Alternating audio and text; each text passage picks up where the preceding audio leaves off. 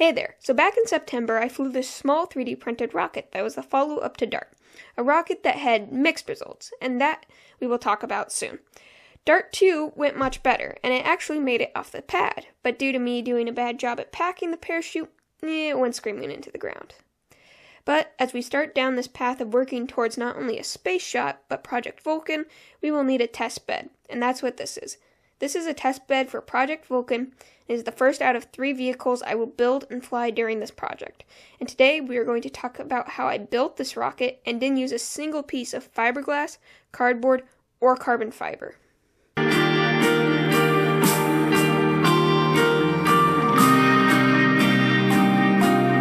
Okay, so I'm sure the first question on a few people's mind is how do you make a rocket without using any conventional materials? Well, here's a hint. This is Terran 1. It was made by Relativity Space and is completely 3D printed by their massive 3D printer called Stargate.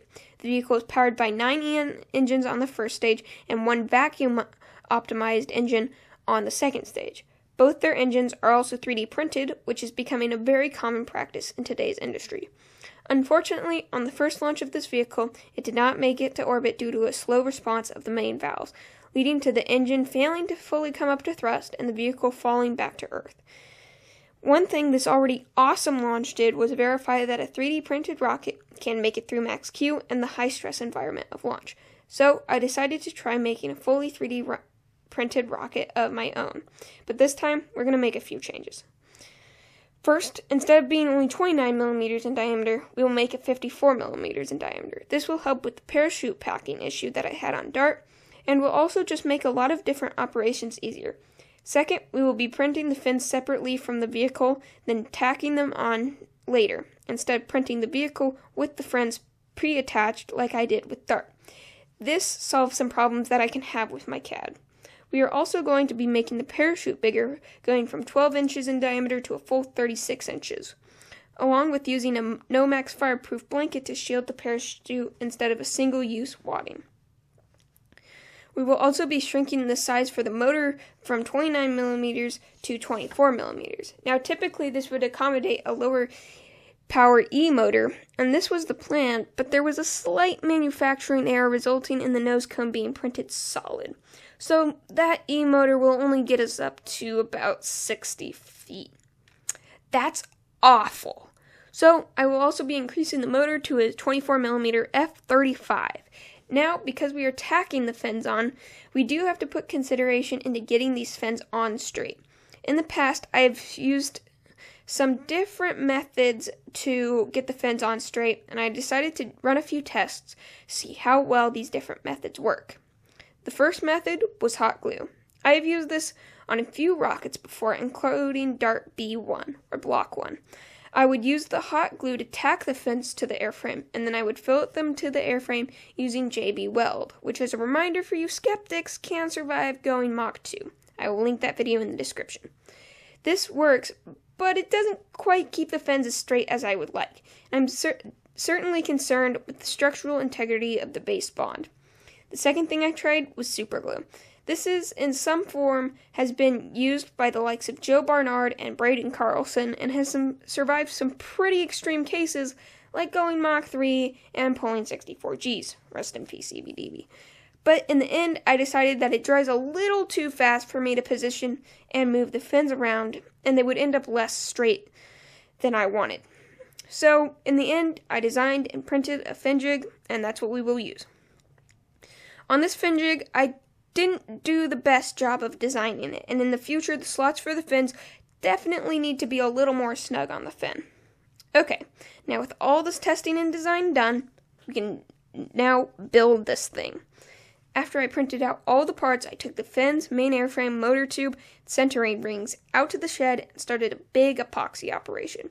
But as every good Rocketeer knows, the first step to any high-strength epoxy operation is bond prep. Now, a certain person I know conducted some tests recently related to this, and if you want to learn more, I'll link his video down in the description. But I have a certain level of access to his content, and so I know a little more than most of his viewers. But what his test told him was that for bond prep, IPA and acetone are really good, and sanding is pretty good. Once he publishes his video, I'll link it in the description, but I don't want to get in trouble with him, so I'm going to leave this part pretty vague. So, I grabbed my IPA, and I didn't have any acetone, so I decided to just forego that part.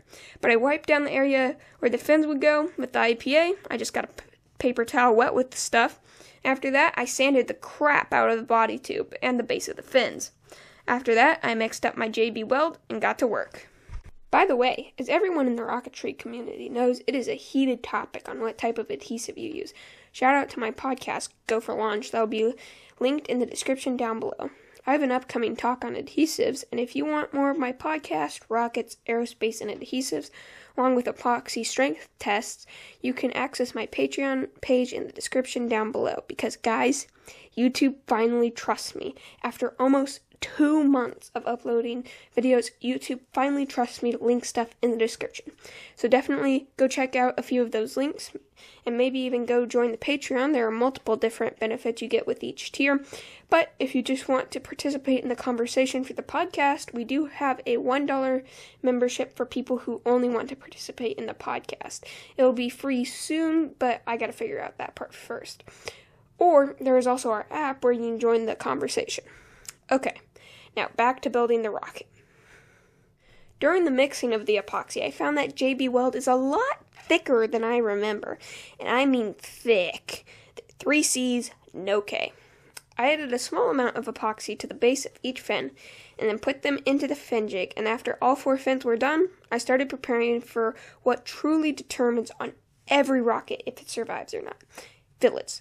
And very quickly, before anyone starts roasting me for these terrible fillets, I would just like to say I am not a pro at CAD, and I made the idiotic move of just making a fillet tool in CAD and saying, yep, that looks good enough. And while that can work in many applications, it does not work with fillets. So going forward, we will be designing custom fillet makers for each rocket. But I mixed up another batch of this stupid thick epoxy and poured it onto the vehicle. And I would like to remind everyone, I am not a pro, and please do not roast me for these fillets. Brayden, Rocket Vlogs, I'm looking at you. But after I put the epoxy on the rocket, I smoothed them out with my terrible little fillet makers. The next step was epoxying the coupler into the airframe, and this is when I discovered that I had once again had problems with my 3D model. It caused the coupler to be a tiny bit smaller than it should have been, so I wrapped it in a thin layer of tape, and that seemed to do the job. After that, I coated the part of the coupler that wasn't wrapped in tape with epoxy, and I pushed it into the rocket. And naturally, all that epoxy got squeezed out and built up on the airframe. So after I was done putting this into the rocket, I had to do a little bit of epoxy cleanup. Because as everyone in rocketry knows, epoxy will get everywhere if you let it. This rule also applies to RTV, or room temperature vulcanizing silicone. You'll see what that is sooner or later on this channel. Finally, I need to epoxy the nose cone into the upper section of the airframe. So I put quite a healthy amount of epoxy on the coupler, and by this point I was quickly running out of epoxy. So next time I think I'll buy a few of those massive tubes of JB Weld. After that, I pushed the nose cone into the airframe, and once again, I had to do a lot of epoxy cleanup to prevent a big mess. The final step is painting, and I decided to go with a base white color and then a really cool blue scheme with an arrow and stripes. It's sick, and I think it's an awesome paint scheme, and as long as the dirt doesn't ruin it, we're not going fast enough to ruin this paint scheme, which I'm very glad because I'm very proud of how good it looks. I also painted the nose tip black, which I think looks sick. Now, I do plan to fly this at O-Rock, but because of darn winter, that club has closed down all launch operations. So, April will be busy, so make sure you have subscribed so you don't miss April Mania. Yes, that's what I'm going to call it. I will also be posting a lot more build videos, and the first podcast video is going to be filmed soon, so get ready for that. I'm also talking to a few fellow rocket YouTubers if they would want to come in and join the conversation. That will probably be really fun and probably kind of chaotic. But until then, my name is Liam P, and I will see you next time.